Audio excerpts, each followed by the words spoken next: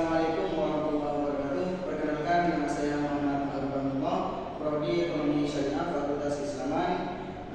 Mata kuliah Analisis Laporan Keuangan dengan NIM terakhir 057. Di sini saya akan mempresentasikan tentang semua materi dan diambil pengertian-pengertiannya dan juga kesimpulannya. Langsung saja ke materi yang pertama. Laporan laba rugi, laporan keuangan maksudnya. Laporan keuangan adalah profitabilitas mengukur kemampuan perusahaan menghasilkan laba. Di laba rugi itu ada 3 ketentuan ya. Yang pertama itu ada profitabilitas, likuiditas, dan solvabilitas. Likuiditas adalah mengukur kemampuan perusahaan memenuhi kewajiban jangka pendek, membayar kemampuannya dalam jangka pendek itu maksudnya seperti hutang yang akan dibayar.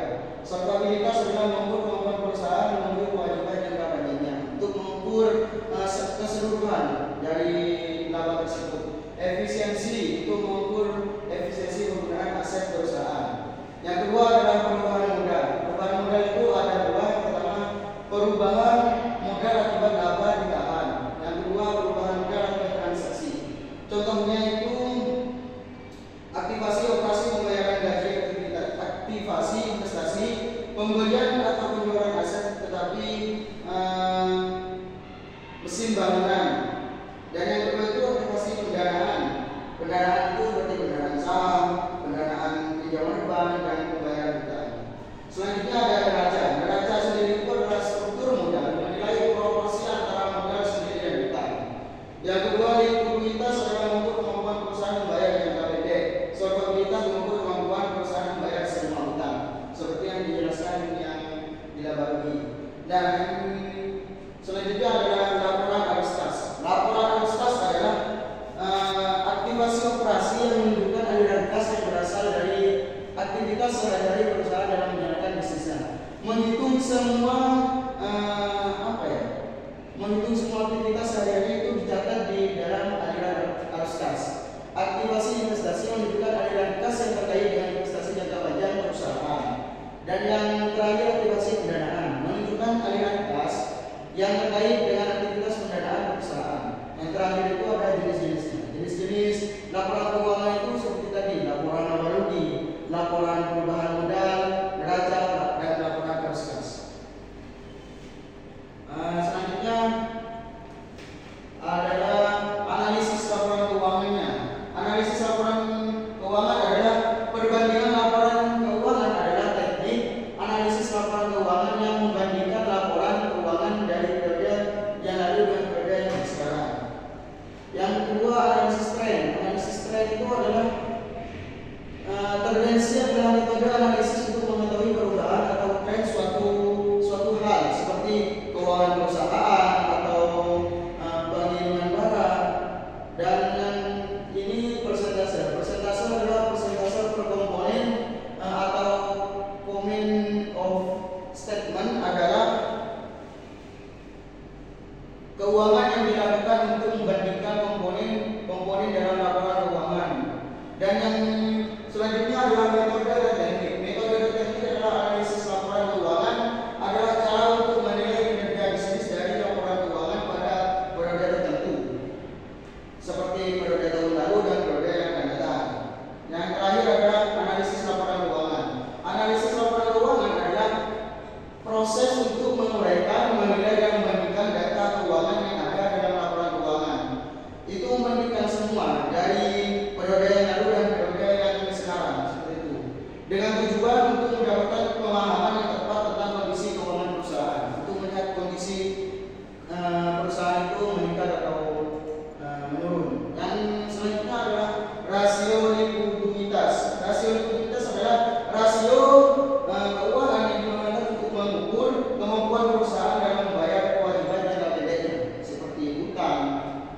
Dan yang kedua adalah tujuan rasio. Tujuan rasio itu untuk mengukur kemampuan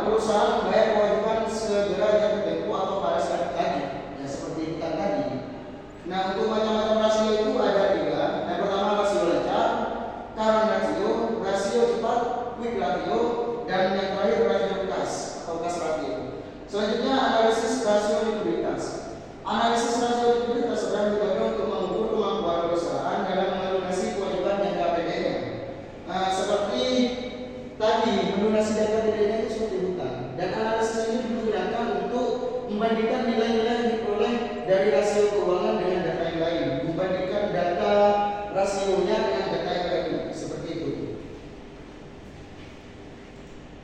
Dan selanjutnya adalah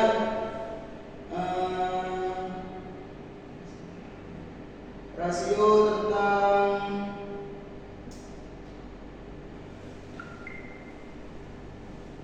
rasio perbandingan antara angka-angka keuangan yang berasal dari laporan keuangan untuk menilai kondisi keuangan dari kinerja perusahaan.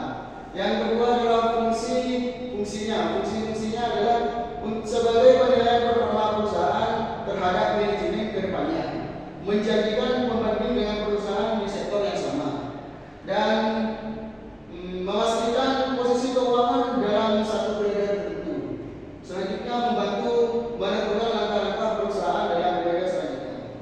Yang selanjutnya adalah deskripsi rasio. Deskripsi rasio adalah cara untuk membandingkan dua atau lebih besaran nilai suatu benda meskipun tidak saling berkaitan. Seperti halnya dua atau lebih suatu benda itu kita menghitung neracanya, laba ruginya, dan lain sebagainya. Analisis rasio adalah salah satu instrumen yang digunakan untuk mengukur dan mengevaluasi performa finansial suatu perusahaan. Maksudnya itu adalah terapannya itu didasarkan pada data dari laporan keuangan yang digunakan untuk membuat perbandingan. Pembanding rasio ini adalah teknik untuk membandingkan kinerja keuangan perusahaan dengan perusahaan yang lain dalam industri yang sama. Misal dalam industri pertambangan, seumpama atau bank, dia itu menghitung laporan keuangan di perusahaan A dengan perusahaan B itu gimana, apakah sama atau tidak. Dan yang selanjutnya adalah hubungan rasio. Hubungan rasio adalah metode yang digunakan untuk menilai kondisi keuangan perusahaan dengan membandingkan rasio keuangan perusahaan dengan rasio pembanding tertentu. Kondisi keuangan itu ada beberapa. Yang pertama itu mengevaluasi kelanjutan bisnis atau subbisnisnya, stabilitasnya, mengatasi posisi hartanya dan dibayarkan dengan modal dan pencapaian targetnya dan lain-lain sebagainya. Yang terakhir itu untuk keunggulan dan terbatasnya. Dalam keunggulannya itu untuk analisis keuangan itu membantu investasi potensi, resiko dan peluang. Resiko dan peluangnya itu seperti apa? Apakah resikonya naik, apakah peluangnya itu turun gitu. Dan membantu hubungan retur. Resiko perusahaan adalah keterbatasan manipulasi data. Dalam resiko perusahaan itu rentan dengan adanya data palsu dan tidak dapat digunakan secara terpisah. Datanya itu tidak dapat dilakukan dengan cara terpisah. Seperti itu untuk penjelasannya. Sekarang adalah rasio solvabilitas. Solvabilitas adalah pengukuran yang ditujukan untuk menilai kemampuan perusahaan itu melunasi semua kewajiban berupa utang. Rasio solvabilitas ini untuk mengukur semua perusahaan itu untuk mengatur supaya dia itu membayar utang dalam jangka pendek. Dan aplikasi analisis laporan. Aplikasinya itu diharapkan itu membantu perusahaan untuk mengetahui posisi keuangan perusahaan dalam satu periode dan menghitung keberhasilan dan kelemahan-kelemahan yang ada di perusahaan tersebut. Yang selanjutnya ada manfaat solvabilitas. Manfaat solvabilitas adalah berguna dalam mengetahui sejauh mana perusahaan mampu memenuhi utang-utang beserta bunganya. Di rasio ini perusahaan itu bisa menghitung utang-utangnya itu beserta bunganya itu bisa dibayar kapan, apakah jatuh tempo atau enggak, seperti itu. Dan macam-macam rasio solvabilitas. Di sini sudah ada beberapa ya. Yang pertama debt to asset ratio, yang kedua debt to equity ratio, long term to debt ratio, tangible asset to leverage, current liabilities to net worth, term interest to asset, dan yang terakhir fixed charge coverage. Seperti itu. Dan selanjutnya rasio aktivitas. Rasio aktivitas itu adalah merupakan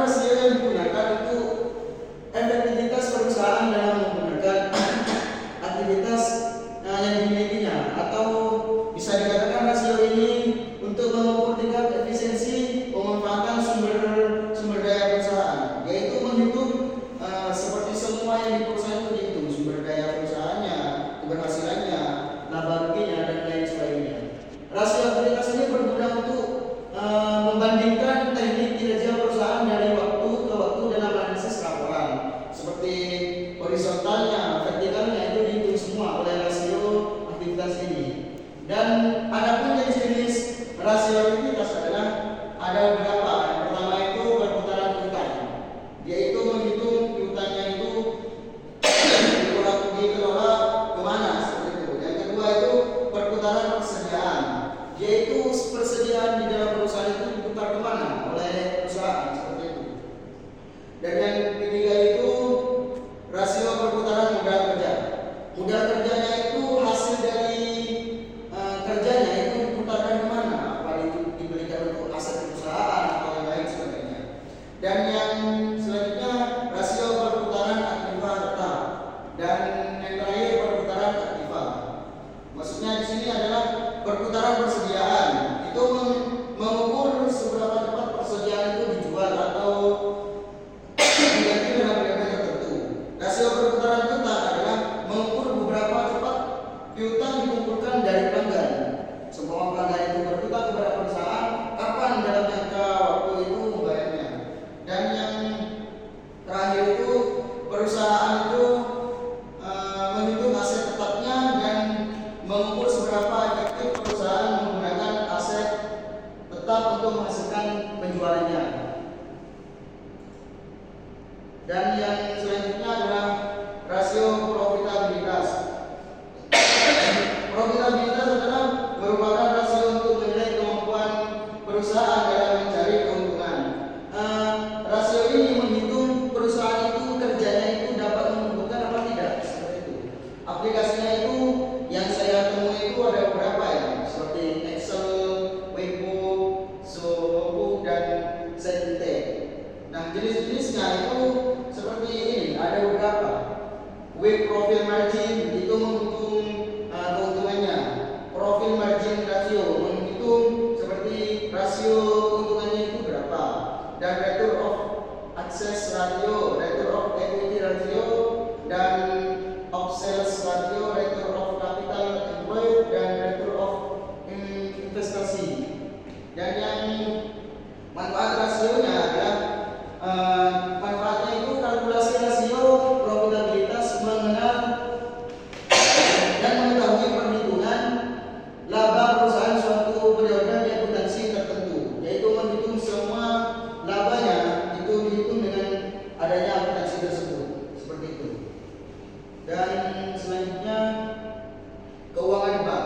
Keuangan bank itu adalah ini pengertiannya. Keuangan bank itu adalah untuk menilai bank untuk mengukur semua keuangannya itu dalam keadaan normal seperti itu. Dan yang kedua adalah jenis-jenis rasio. Jenis-jenis rasionya itu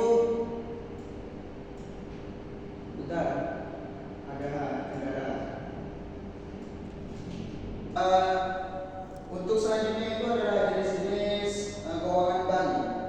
Tadi itu maaf, pengertiannya itu diulangi. Pengertian rasio bank adalah merupakan rasio yang digunakan untuk menilai kinerja usaha baik dalam suatu periode akuntansi akan, tapi itu dalam intinya yaitu menghitung kinerja perusahaannya itu dengan periode akuntansi seperti itu. Dan jenis-jenis jenis keuangan banknya itu ada beberapa. Yang pertama likuiditas kas atau setara kas, solvabilitas rasio, modal, utang dan profitabilitas margin, rasio ROA, return of asset, dan rasio operasional, rasio non performance, dan rasio cost to income. Dan fungsinya semua rasio tadi dan keuangan tadi itu fungsinya itu untuk mengukur yang digunakan mengetahui kesehatan bank, baik kondisi keuangan bank bisa dilihat dari keuangan yang disediakan oleh bank, yaitu fungsinya itu untuk mengukur bank baik itu yang mengelolanya ataupun menyalurkan modal kepada investor seperti itu. Dan selanjutnya itu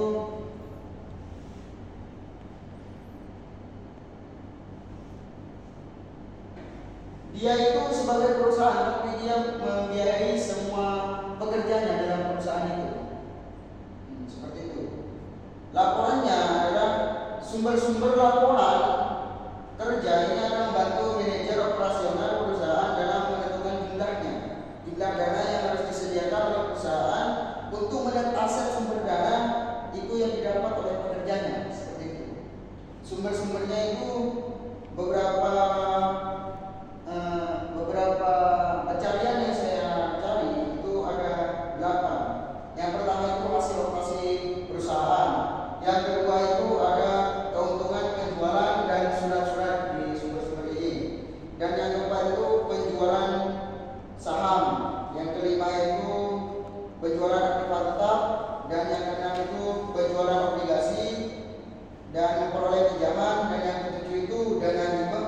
Dan yang kedelapan adalah sumber-sumber yang lainnya, seperti itu.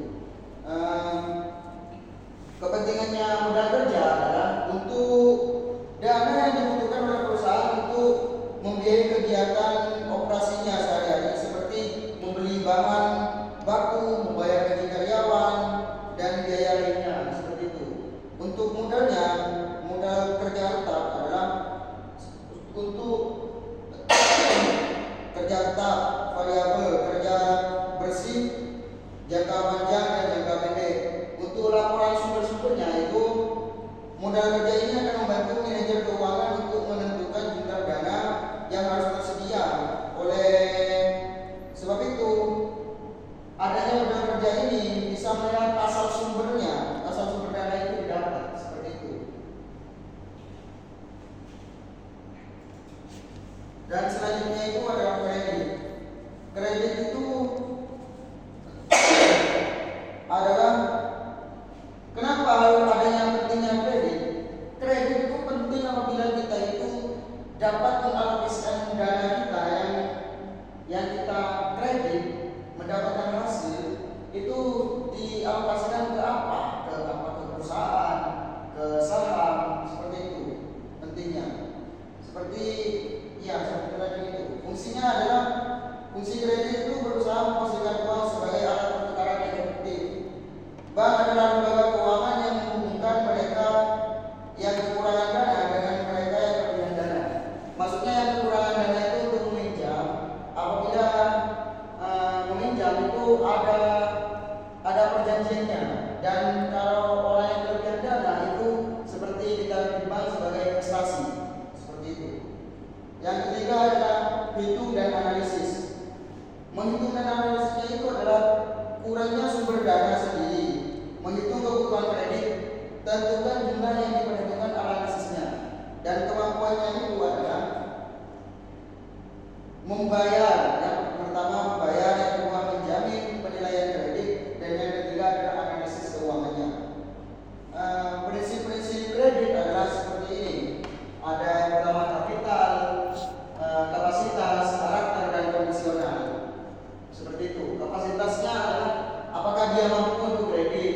Kapitalnya dia itu bisa nggak untuk membayarnya. Karakternya, karakter orang itu dia kredit itu tidak akan lari dengan kreditnya, seperti itu. Dan kondisinya adalah dia mampu nggak untuk membayar kondisi kreditnya kalau dia menipu, seperti itu.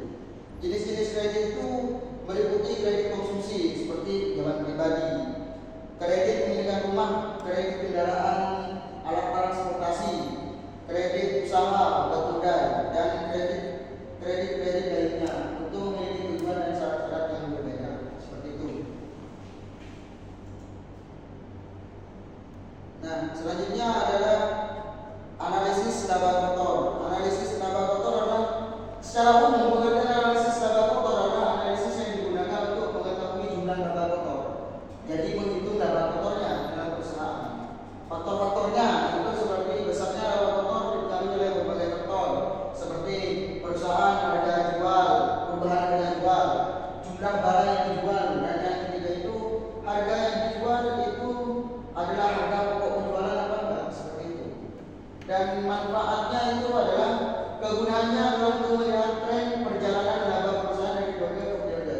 Menghitung laba kotor itu dari periode tahun lalu ke periode sekarang dan periode yang akan datang, seperti itu. Aplikasinya itu yang pertama yang seperti tadi, Microsoft Excel, QuickBooks, SEO, Zoho Books, dan Facebook. Rencananya adalah faktor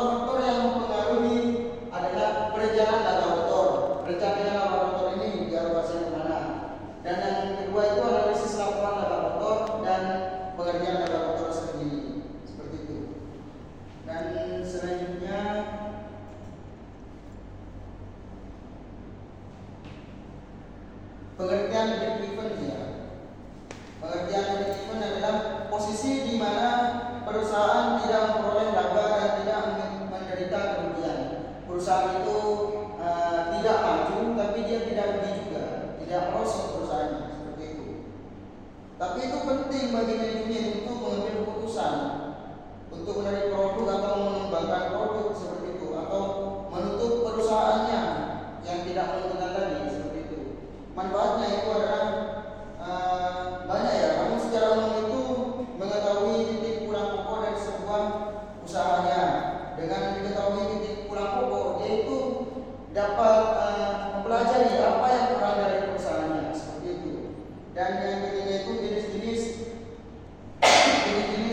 break even. Break even itu ada beberapa seperti biaya tetap, biaya variabel, dan biaya semi variabel.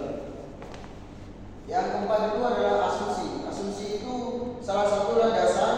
Asumsi adalah tidak ada perubahan sales dari perusahaan yang produksi lebih dari satu jenis produk. Perusahaan itu tidak dapat menghasilkan produk lebih dari yang dia mampu untuk menjualnya seperti itu. Batasannya adalah batasan break even, asumsi linearitas, patuh terhadap harga jual yang kontan, biaya variabel, tidak menghitung faktor eksternal, dan pengabaian pengeluaran non keuangan. Kelemahannya itu adalah dari analisis break even ini adalah ada satu macam barang yang diproduksi atau dijual, jika lebih dari satu, maka kombinasi atau komposisi penjualannya itu akan tetap konstan. Maksudnya adalah jika perusahaan itu membuat atau mengelola satu produk dalam satu perusahaan, dia itu akan tetap berjalan dan dia akan tetap lancar. Tapi kalau lebih dari itu, perusahaan akan tidak mampu karena kelebihan kapasitas dan kelebihan modal untuk memproduksinya. Kalau dia seumpama tidak laku atau bagaimana, seperti itu.